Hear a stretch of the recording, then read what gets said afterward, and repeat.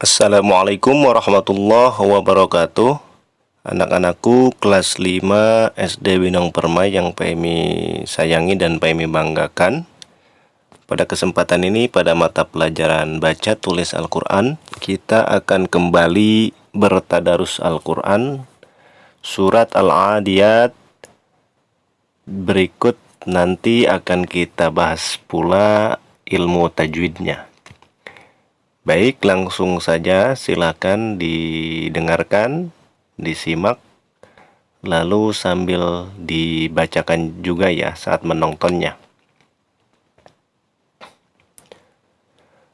A'udzu billahi minasy syaithanir rajim.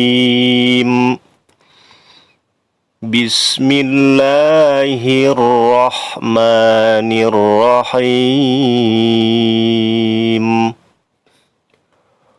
Wal 'adiyati dhabha fal muriyati qadha fal mughirati subha فأثرن به نقعا فوسطن به جمعا إن الإنسان لربه لكنود وَإِنَّهُ عَلَى ذَلِكَ لَشَهِيدٌ وَإِنَّهُ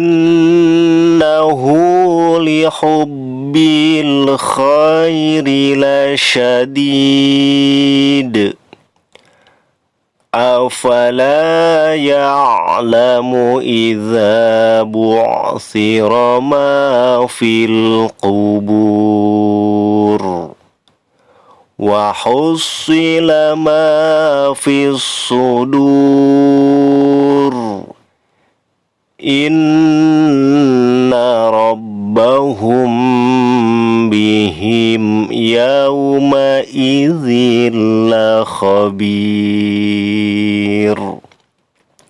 Shadaqallahul azim. Baik, itulah tadi anak-anakku cara membaca surat Al-Adiyat. Dan selanjutnya silakan kalian simak baik-baik hukum tajwid yang terdapat di dalam surat Al-Adiyat ini. Pada ayat pertama, wal 'adiyati dhabha. Wal di situ ada alif lam. Alif lam qamariyah. Adiyati, a dibaca panjang, 2 harokat. Ini namanya mad tabi'i. Adiyati, ya-nya dibaca panjang juga, sama seperti a, lamanya 2 harokat, disebut mad tabi'i.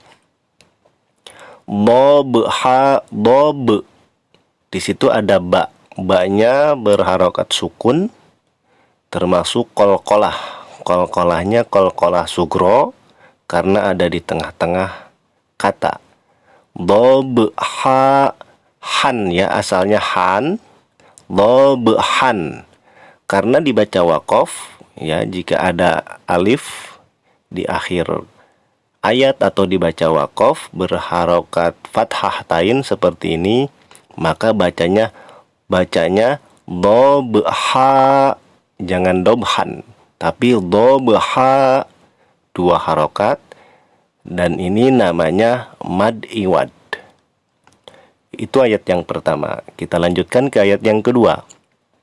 Fal muriyati qadha. Fal. Nah, di situ ada alif lam qamariyah, sama seperti wal 'adiyat. Wal 'adiyati. Fal muriyati, fal alif lam qamariyah, Mu-nya dibaca panjang 2 harokat, ada waw sukun. Sebelumnya berharokat dhammah. Mad tabi'i lamanya 2 harokat. Fal muriyati, ya mad tabi'i 2 harokat sama seperti ayat sebelumnya, a dan ya.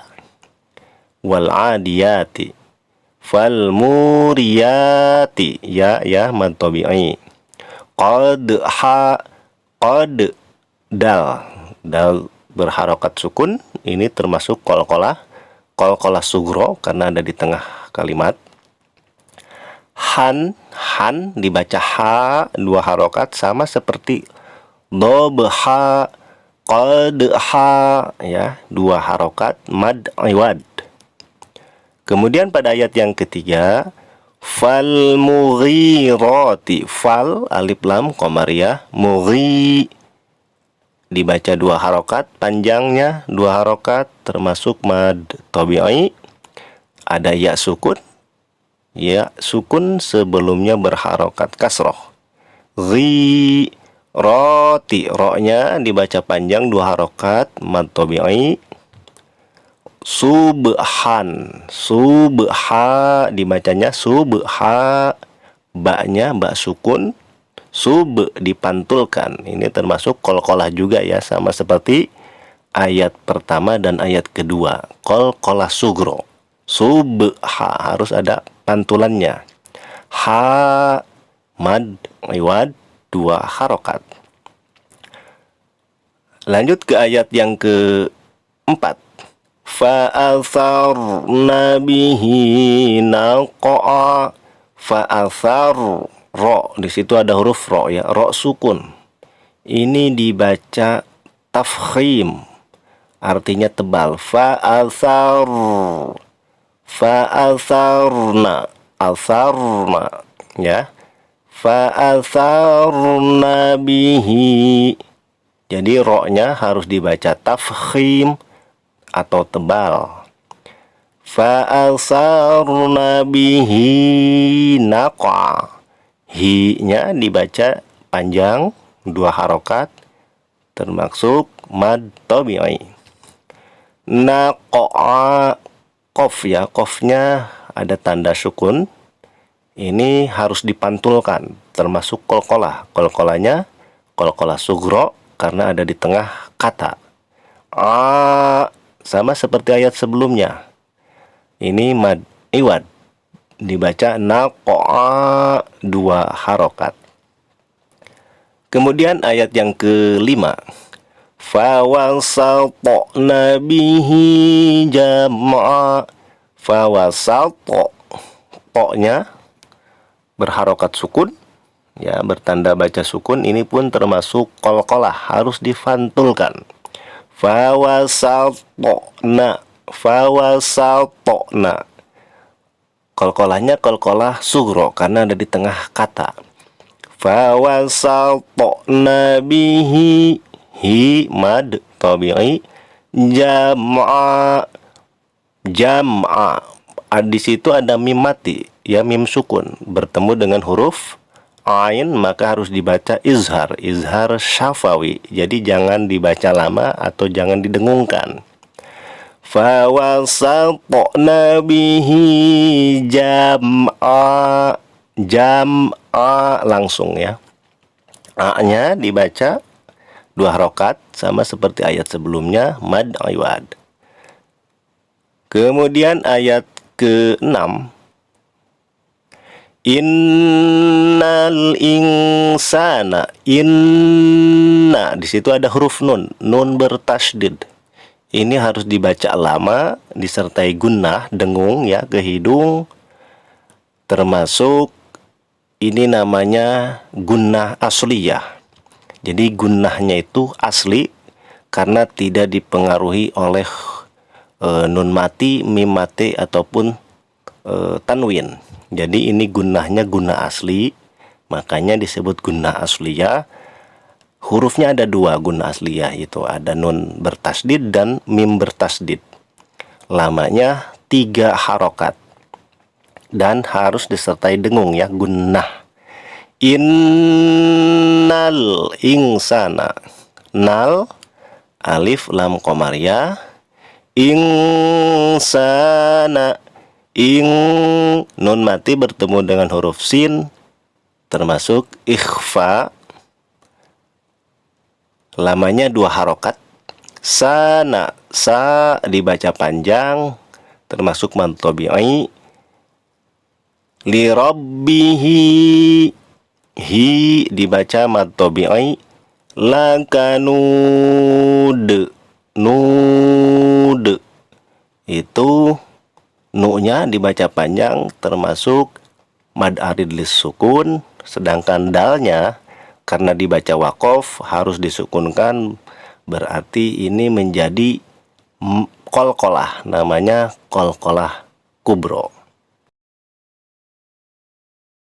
Disebut qalqalah kubro karena huruf qalqalahnya yaitu huruf dal ada di akhir kata atau diwaqafkan atau ada di akhir ayat.